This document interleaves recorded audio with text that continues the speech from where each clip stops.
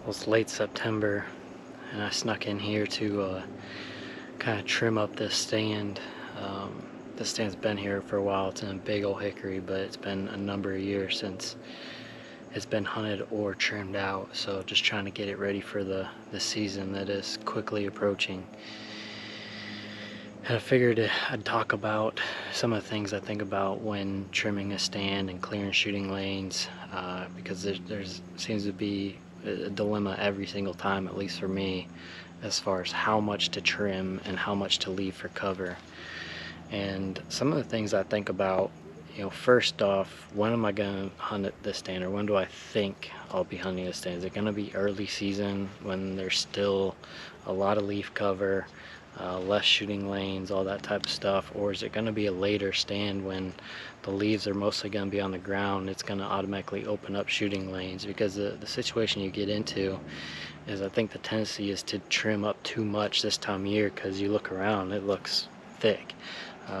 Like I said, very few shooting lanes. But if I were to come in here a month and a half from now, it's going to look completely different. There's going to be a lot more holes to shoot through. And so I try to kind of think into the future from that aspect. What's this going to look like? Try to envision that, because I don't want to over trim right now and potentially remove so much cover that I get picked off in the tree. So thinking about when I'm going to hunt, is it going to be early or late? And then the second thing is, what type of tree am I in, and what types of trees are around me that I'm going to be trimming? Are they trees that are going to lose their leaves early, like your walnuts and some of your other trees that are already starting to yellow pretty good and drop their leaves? Or is it a tree that's going to hold on to its cover for a while? This is a big hickory, so it's going to hold on for a little bit. Most of these leaves are still very green. Oak trees are going to obviously hold their leaves a lot longer into the season. And obviously, if you're in a conifer, you're just trimming, what you need. You're not relying on any cover disappearing there. So trying to balance that aspect of the tree you're in, the trees that are around you, what cover is going to be existing once we get later into the season, that foliage starts to disappear. This time of year, if I'm not coming in and trimming a stand that I'm hunting that day, I'm not as worried about the noise. I bring, the biggest or the longest extending saw that I have, so I can really get some good reach. I'm not worried about having to carry a bunch of hunting stuff in, so that's not, packing it in, it's not a big deal. But I'll usually bring it up in the tree with me. I have it sitting right here, and I'll start up here and kind of eyeball where I want these lanes to be, and trim from up in the tree first. And from there, it would be ideal to have a second person. It's always nice that where you can kind of point your shooting lanes, point the exact branch out that you want them to cut from the ground. But for me, since I'm by myself today, I'll start up here, see what that looks like, and then when I'm done up here, I'll kind of mark just with my eyes from up here other lanes that I need in the exact branch, and so when I get down on the ground, I can trim those from the ground. So again, I deal with two people to be able to do it simultaneously, but with one person I like to start in the tree first, get a really good visual on where you need the lanes and the exact branches, and then go down to the ground from there. When deciding exactly which branches to cut, again, it can be a tough decision, and it can really vary on the spot. There's not a great blanket answer. The only blanket answer I can give is I tend to err on the side of leaving more cover than not. Most often, I think when we're looking to trim shooting lanes, we're looking for these big wide openings where there's plenty of time to stop a deer and get a shot off. But the reality is, I think there's more shooting lanes than we think when a deer's walking through. Oftentimes it goes through more openings, maybe not full-on lanes, but more openings to squeeze an arrow through than we think.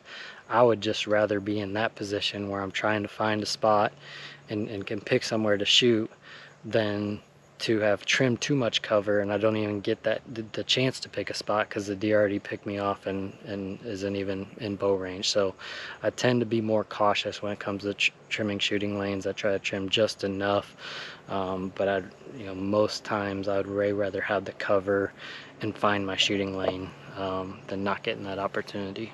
like I said, the spot can really dictate it too. So like if it's a spot where you can watch the deer coming from a long ways away, you know, let's say, you know, everything's kind of down below you, you're not as worried about deer picking you off, you can trim a lot of the stuff out in front of you. But if it's a spot where, you know, let's say the deer are maybe slightly uphill from you or eye level, that's where it's important to leave some cover in front of you. You know, deer that can get on you and you have to make some movements, some cover in front of you is going to help hide those movements, as opposed to having it wide open and not being able to move because the deer just kind of appears out of nowhere.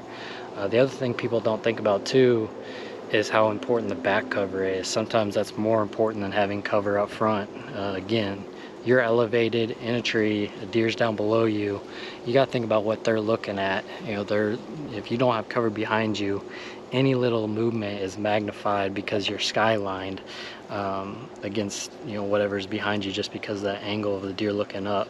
So sometimes I'll take some of these branches I plan to cut, you out in front of me here, and I'll put those on the back side of the tree. Yeah, they're eventually going to lose their leaves, but it's going to provide some back cover for me when I come in here to hunt this. Like I said, I'm always thinking about the cover aspect and how much to leave in the tree. So depending on which direction I expect the deer to come from, you know, I'm looking at this spot and I'm pretty good for any deer that's below me. There's not a lot of cover below me, but it's that 25 to 45 yard range around here that gets pretty thick and very little shooting lanes. But I'm going to make sure, like, there's a main trail that comes in right here where this branch extends. I'm going to make sure I have 1 or 2 good lanes, maybe one that's out there a little bit, you know, 25-30 yards if I can, and another one that's a little bit closer down here. Make sure I at least have 2. I'm not going to cut this whole line of branches off. I want some of that cover for deer's coming in towards my tree. I'm going to make sure I have 2 on that main spot. The other spot is over here. There's a trail and a path that comes along this edge across the ditch. You can kind of see a little bit of a lane right here.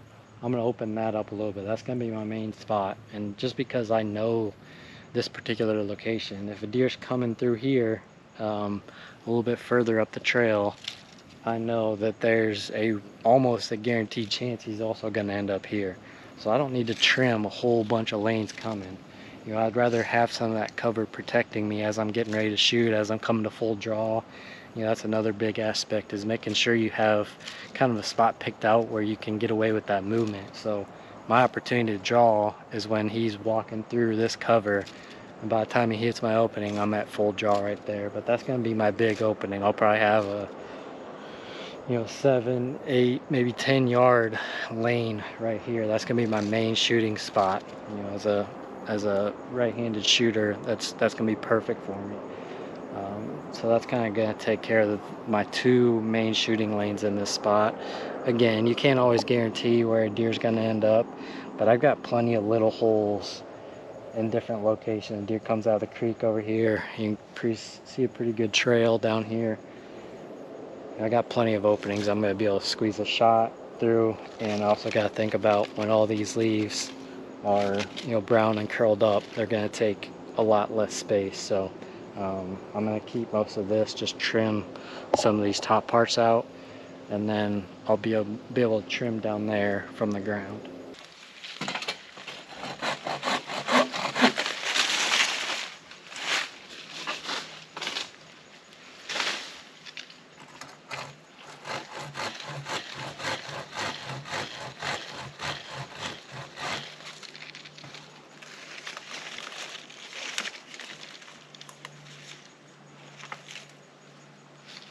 One other thing too you can keep in mind, and what I like to do with some of these close branches, you know, a lot of times you just need the top of them gone.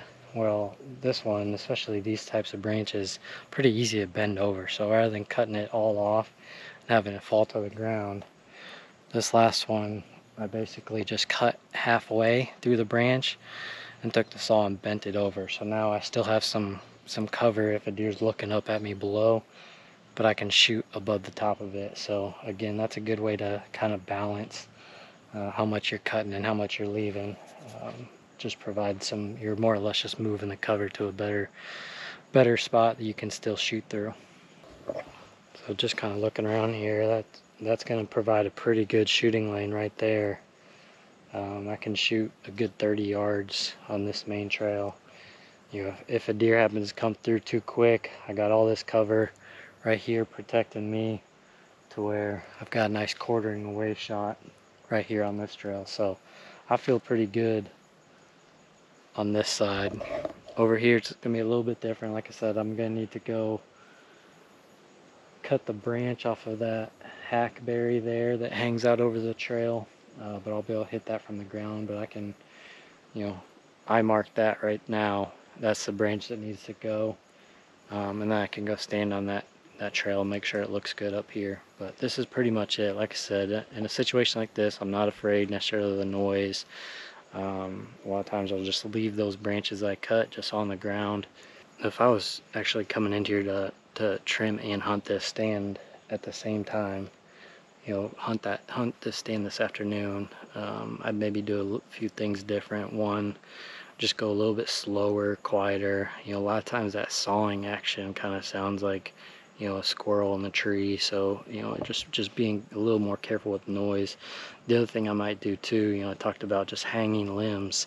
I'd probably do more of that as opposed to falling everything where it makes kind of that loud crash once it hits the ground. If I was wanting to hunt this right away, I'd try to be a little bit more strategic about which ones I can just lay over and just have them fold over rather than falling them all the way to the ground.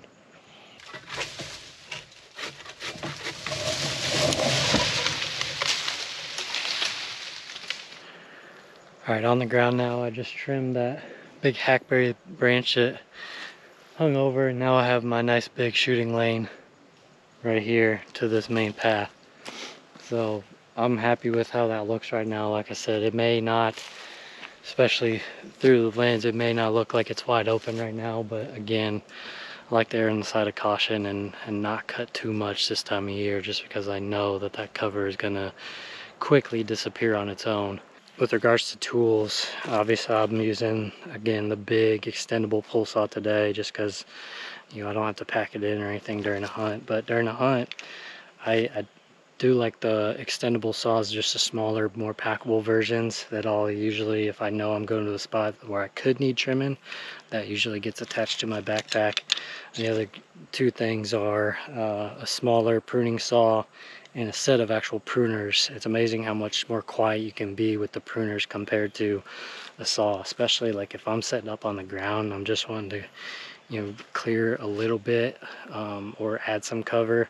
You know, the pruners, it's just so much quieter. You just snip them off and you take that cover wherever you need it. So those are some of my favorite tools when it comes to, you know, clearing shooting lanes and prepping spots. I do a lot of hanging hunts as well, where I'm going in and hunting. Like I said, I may do a few things differently as far as being a little bit more quiet. Sometimes I do still have to do some trimming out on the ground. If that's the case, you know, I always try to just wear rubber boots. Sometimes I'll take those limbs that I cut down, and as I'm going back to the stand, I'll kind of drag them over my, you know, boot prints or footprints, my ground scent, and kind of just cover it up with the leaves and everything with the brush, and just pull that back to my stand. You know, deer are really good too about picking out stuff that has changed, and so if you have your scent on those branches, you don't want them out where the deer are gonna encounter it. I'd rather have it back towards my tree if I can, where the deer aren't gonna, you know, smell where I was touching or cutting and get nervous and blow out of there. So just, I mean, a few things to think about. Like I said, every spot is so different in terms of what needs to be done.